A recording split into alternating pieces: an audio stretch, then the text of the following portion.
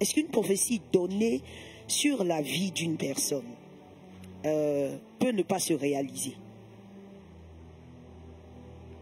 Est-ce qu'une prophétie donnée sur la vie d'une personne peut ne pas se réaliser?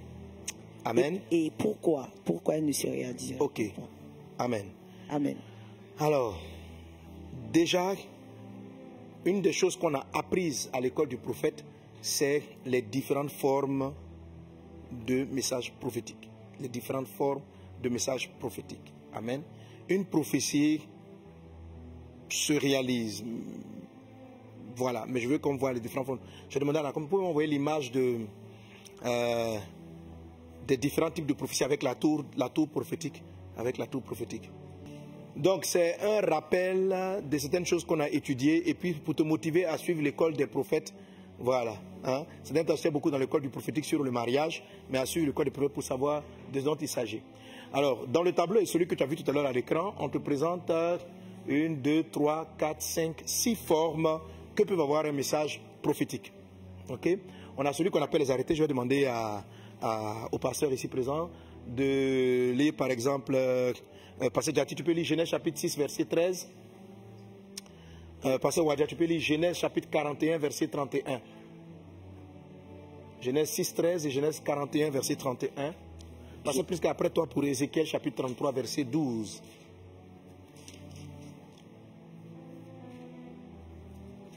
Oui, vas-y, tu peux lire. Genèse chapitre 6, le verset 13. Alors Dieu dit à Noé, la fin de toute chair est arrêtée par devers moi. La fin de toute chair est arrêtée par devers moi. Car ils ont rempli la terre de violence.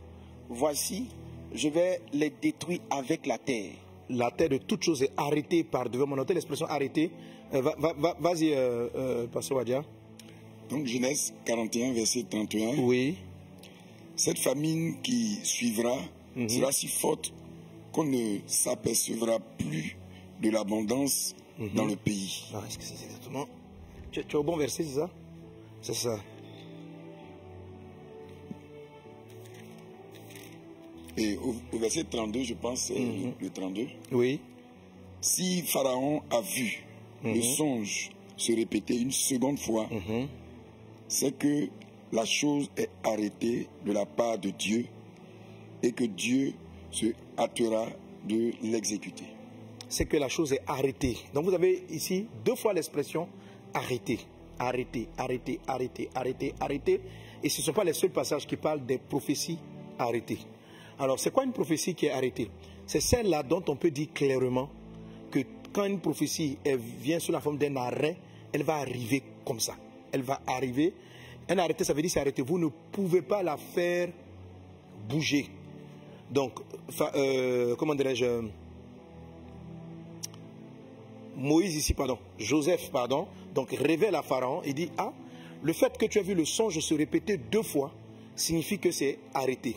Donc on comprend que quelqu'un qui a l'esprit de la prophétie, lorsqu'il reçoit un message prophétique, il essaye de discerner la forme du prophétique. Est-ce que ce message est un arrêté ou c'est un message qui est sujet aux différents autres éléments que je vais partager tout à l'heure? Est-ce que j'ai affaire à un arrêté? Voilà. Si on dit par exemple, j'ai vu en songe que il y a eu un accident. Ok? J'ai vu en songe que tu vas te marier. J'ai vu en rêve que tu vas te marier. Alors, est-ce que c'est un arrêté? Si c'est un arrêté, la chose va forcément s'accomplir. On peut pas, voilà, c'est arrêté, voilà, c'est arrêté. Alors, c'est très important pour nous qui sommes des prophètes type intercesseurs. Pour moi, dans le ministère prophétique, c'est très important, quand je vois un songe, une vision, de savoir si j'ai affaire à quelque chose qui est arrêté. Parce qu'en fonction de la chose, en fonction de l'arrêt, tu sais comment prier et tu sais comment agir. Et pour vous qui allez recevoir, dans les révélations que vous allez recevoir en début de cette année, certaines sont des arrêtés et d'autres ne le sont pas. Quelle que soit la forme que ça prend, lorsque tu as reçu un songe, ne vous précipitez pas. Soyez très calme et puis demandez au Saint-Esprit, Papa, ce que j'ai vu, quelle est la forme que ça a? Est-ce que c'est arrêté? Ou est-ce que c'est les autres formes que je vais dire? Il faut lui poser, soyez tranquille, n'ayez pas peur, vous n'avez pas à paniquer, il faut rester très calme. Et puis il dit, ah, je ne sais pas, ou bien c'est un dessin. Parce qu'il faut savoir ce que ça s'appelle les dessins. Les dessins viennent aussi comme des révélations prophétiques. Mais les dessins ne sont pas des arrêts. Les dessins, ce sont des projets de Dieu. Dieu dit, je connais les projets que j'ai arrêtés pour vous. Donc Dieu peut te révéler, voilà mon projet. En 2023, en 2024, j'ai pour projet que tu te maries. Mais quand tu vas entendre, tu n'entends pas le mot projet. Tu entends 2024, mariage. Wow. Alors si c'est un projet, il peut ne pas se réaliser. Parce qu'un projet va être conditionné par ton attitude et par certaines choses que tu vas mettre en place. Voilà. Donc j'ai l'intention, et Dieu, tous les projets que Dieu a pour nous sont des projets de paix et non de malheur. Donc dans les projets, on a la paix. Alors dans les projets, vous pouvez avoir une forme prophétique qu'on appelle les bénédictions. Et ça, là, c'est celle-là que très souvent, on sent des hommes de Dieu utiliser et puis décréter. Cette année, je déclare que tu auras ceci, tu auras cela. Voilà, c'est très souvent des dessins que les gens traduisent par des prophéties. Wow. Mais pour nous qui sommes à l'école du prophétique, on doit apprendre à reconnaître les différentes choses. Amen. Donc, qu'est-ce qui va se passer, par exemple, en ce qui concerne l'abondance? Regardez, Joseph voit, il discerne un arrêté dans le songe de Pharaon, c'est-à-dire, l'arrêté, c'est qu'il y aura 7 années d'abondance et 7 années de famine. Donc, il sait que ça, c'est arrêté. La famine, c'est quelque chose de négatif. Si vous ne savez pas que c'est un arrêté, vous allez commencer à prier contre la famine. C'est une perte de temps et d'énergie. Si vous savez que la famine est arrêtée, ça vous donne l'opportunité pour vous qui priez de vous focaliser sur quelle est la sagesse de Dieu pour changer cet arrêt en opportunité. Ok? Alors ça, c'est ce que maintenant Joseph va recevoir. Joseph va recevoir que pendant la période de l'abondance, il fallait mettre de côté telle réserve. Et puis, donc, ayant obéi à cette voie, pendant que le monde entier va connaître la famine, l'Égypte va prospérer. Parce que l'arrêté ne dit pas que l'Égypte va souffrir. Quand vous avez affaire à un arrêté, vous devez très bien noter les spécifications. Certaines personnes qui sont confrontées à des arrêtés passent leur temps à pleurer. Il ne faut pas pleurer devant un arrêté. On te dit, oh, j'ai vu que, comment dirais-je, cette année, ma grand-mère va partir. Et tu aimes tellement ta grand-mère, tu passes ton temps à pleurer. Mais pourquoi Dieu vient te révéler ses secrets? Tu peux par exemple profiter pour dire, oh Dieu, si cela a arrêté par devers toi, je te supplie, saisis-toi de cette opportunité et fais régner ta gloire dans notre famille, dans notre maison, etc. Pourquoi? Parce que les cœurs seront déprimés, les cœurs seront en détresse et ils sont souvent très favorables à ce que Dieu fasse quelque chose. Donc quand Joseph voit qu'il y a un arrêt qui a 7 ans de favorable et 7 ans de difficulté, il va faire en sorte, par la sagesse de Dieu, de transformer la difficulté en opportunité. Amen. Amen. Si la prophétie n'est pas arrêtée, elle sera un décret. Demande un décret. Vas-y, Pasteur Prisca. Ézéchiel 33, 12. Ézéchiel 33, le verset 12.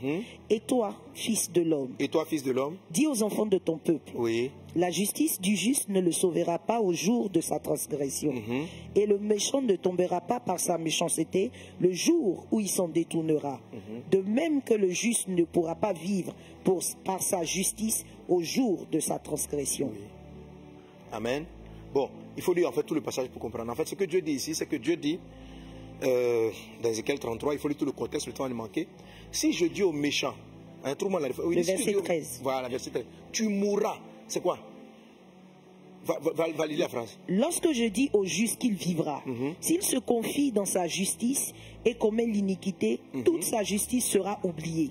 Et il mourra à cause de l'iniquité qu'il a commise. Donc, si Dieu vient prophétiser en disant au juste, tu vas vivre, je te donnerai l'abondance, je ferai ceci.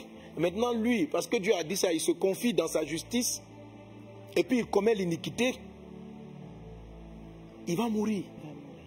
Il va mourir. Et puis maintenant, donc, si on dit au pécheur, tu mourras. Verset 14.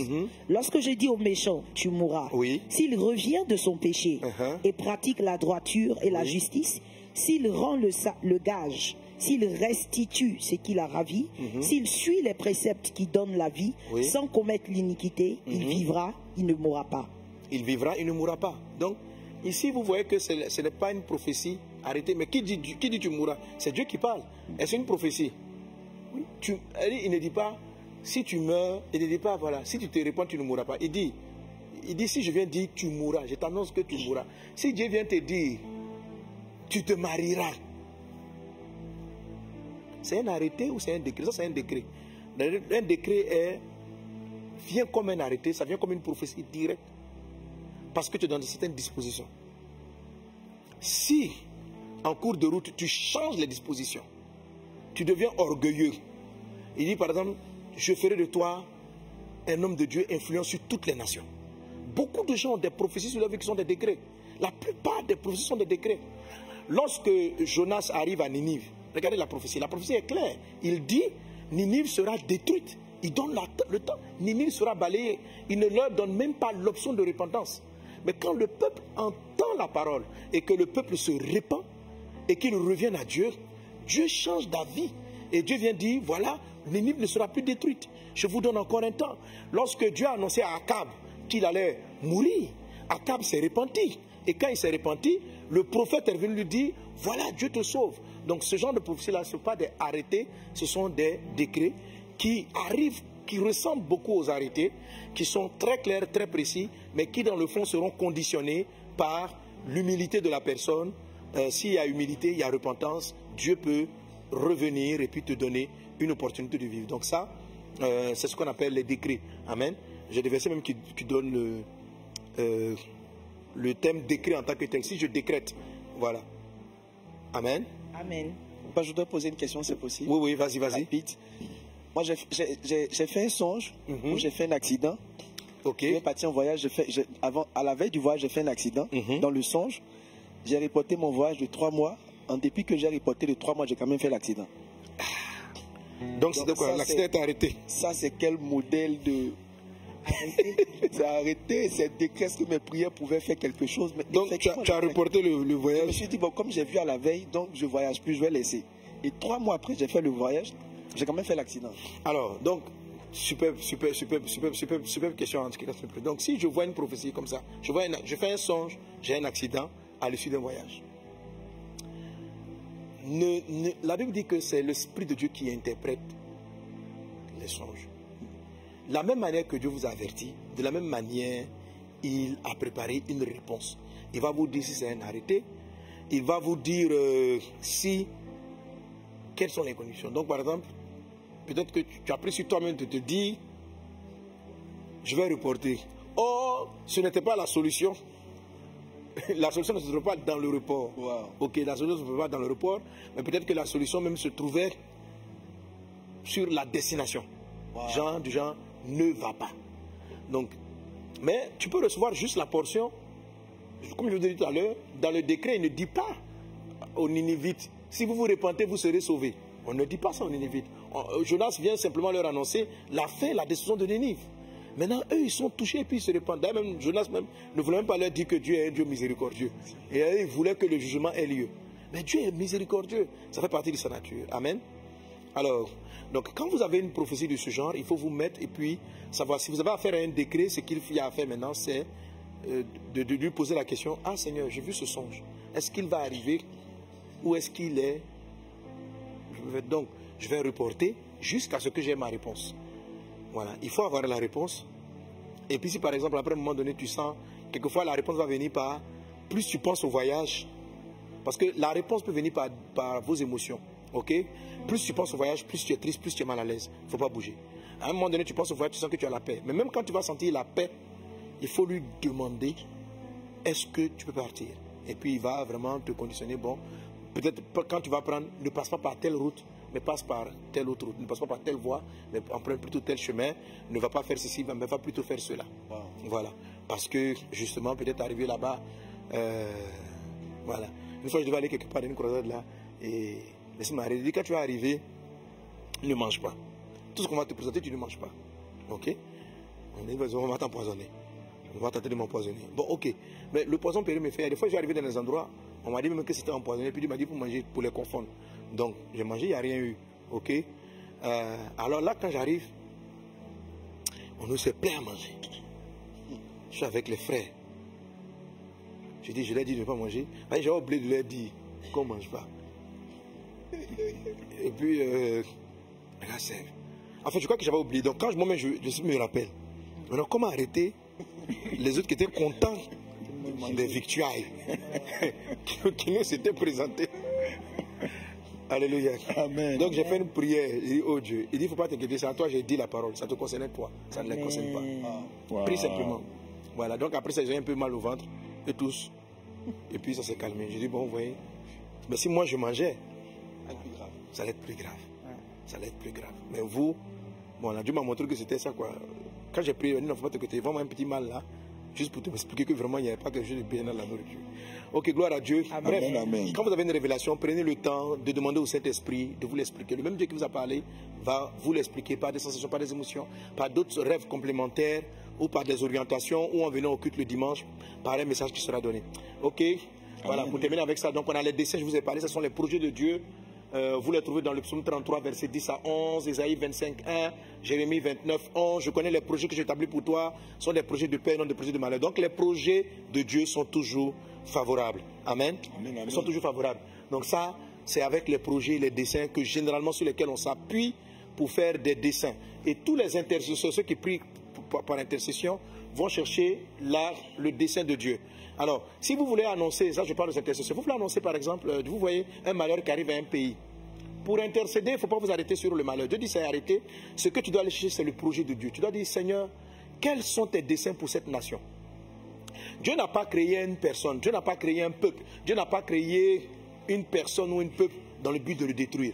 Donc quand un malheur est annoncé, ça ne peut pas être la volonté de Dieu. Ce n'est pas la volonté première de Dieu. Tout arrêté négatif est une conséquence. Mais seulement Dieu dit que la conséquence va arriver qu'on le veuille ou qu'on ne le veuille pas. Ok? Alors si je prie pour connaître le dessein de Dieu, quel est le dessein de la Côte d'Ivoire? Quel est le dessein de Dieu pour l'Égypte? Quel est le dessein de Dieu? Qu'est-ce que cette nation-là doit être? Alors là, tu commences à valoriser. Donc Pharaon voit la famine, mais Joseph dit, mais quel est ton dessein? Et le dessein de Dieu lui montre que j'ai choisi l'Égypte pour être le grenier du monde dans cette période de la famine. C'est pourquoi Dieu, je t'ai fait dévancer en Égypte. Parce que c'est ce que Joseph révèle à ses frères. Il dit, Dieu m'a fait dévancer à cause de cette période. Donc Joseph avait fini par comprendre qu'il avait été conduit en Égypte pour préparer, pour que, ne pas que sa famille meure. Pour ne pas que sa famille meure, pour les sauver, pour les mettre à l'abri et pour accomplir les prophéties qui avaient été données à Abraham. Donc, mais comme il a eu conscience du dessein, c'est la raison pour laquelle, lorsqu'il rencontre ses frères, il dit, ne vous fâchez pas de m'avoir vendu. Et il a dit, c'est Dieu qui m'a envoyé ici. Donc, ne vous mettez pas en colère parce que, c'est que ce soit vous qui me mettez dans le puits ou pas, je serai d'une façon ou d'une autre venu en Égypte pour accomplir les desseins de Dieu. Alléluia. Un prophète intercesseur va toujours chercher le dessein, quels que soient les arrêtés ou les décrets, pour voir combien de fois Dieu aime l'homme, quelle est la volonté de Dieu pour un peuple, pour un pays, afin de savoir mener son intercession et de savoir comment transformer les arrêts en opportunités, les décrets, comment les déjouer, comment, etc. Ok, je vais m'arrêter là. Après, vous avez la volonté, vous avez le souhait et vous avez le dévoilement. Alors, vous avez la tour là qui est au milieu. La tour représente le positionnement des prophètes. Ok? Le positionnement des prophètes. Quand vous êtes dans une tour, dans un immeuble, plus haut vous êtes, plus loin vous voyez. Sur le plan spirituel, plus haut ton esprit prophétique est élevé, plus loin tu verras dans le temps. Mais il faut savoir que plus haut, plus loin tu vois, moins tu distingues les choses. Ok? Donc plus loin vos prophéties seront dans le temps, plus elles seront énigmatiques. Donc, lorsqu'on rentre dans des prophéties comme Apocalypse, là, on ne comprend plus rien. Tout est de la parabole embrouillée. C'est pour ça que vous êtes sur un gratte-ciel. Et vous êtes difficile de savoir si la voiture qui vient, c'est une Toyota. Vous ne pouvez pas savoir. Maintenant, plus quelqu'un est bas sur la tour spirituelle, plus il distingue. Mais il ne peut pas voir de loin. Il a besoin que la voiture soit proche. Donc, les prophètes qui sont level 1 prophétisent, mais prophétisent sur les prophéties très immédiates. C'est-à-dire, demain, il y aura ceci. La semaine prochaine, il y aura cela. Et ils sont très précis. Vous allez classer, c'est tout ce qui est parole de connaissance directe. Je vois que tu risques de tomber malade, et puis ils vont te donner des choses comme ça. Mais plus haut vous êtes, plus la chose est floue.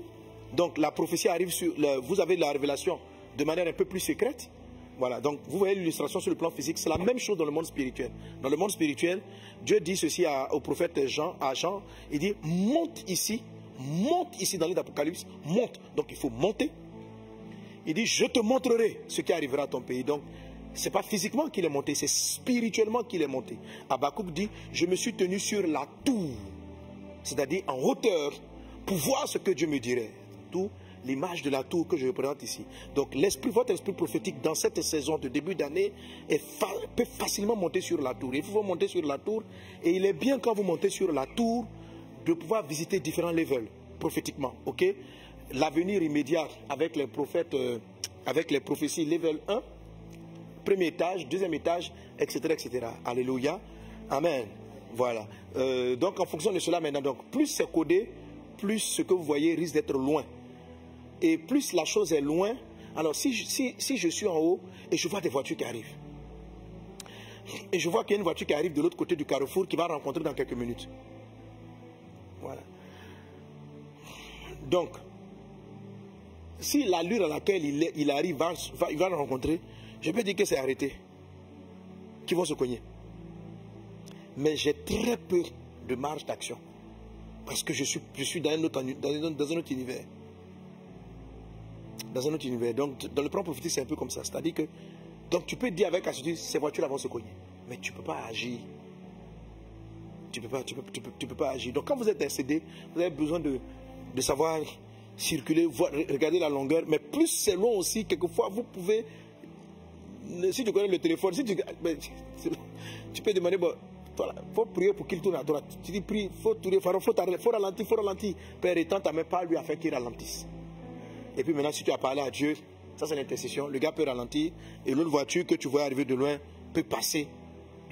Et puis tu peux donc, alors par ce genre d'image et d'illustration, vous pouvez voir un peu, pouvoir décoder la suite de votre année. Je dis cela déjà, ça c'est la façon dont les révélations viennent. Je vais dire, c'est une seule question. Est-ce qu'on pourra finir nos questions? Voilà. Amen. Wow. C'est-à-dire comment est-ce que donc à la question est-ce que toutes les prophéties arrivent? Tu vois? Ça dépend. Ça dépend. Voilà. Maintenant, bien sûr, les fausses prophéties risquent de ne pas arriver. Alors, comme la question était simple, est-ce que toutes les prophéties, j'ai supposé que ce sont des prophéties de Dieu. Donc, les degrés vont arriver, on va dépendre de la condition. On peut annoncer un malheur qui ne va pas arriver parce qu'il y a eu repentance, parce qu'il y a eu prière, il y a eu retour au Seigneur. Comme on peut annoncer un malheur qui est arrêté, il va forcément arriver. Voilà. Ok, gloire à Dieu. Amen.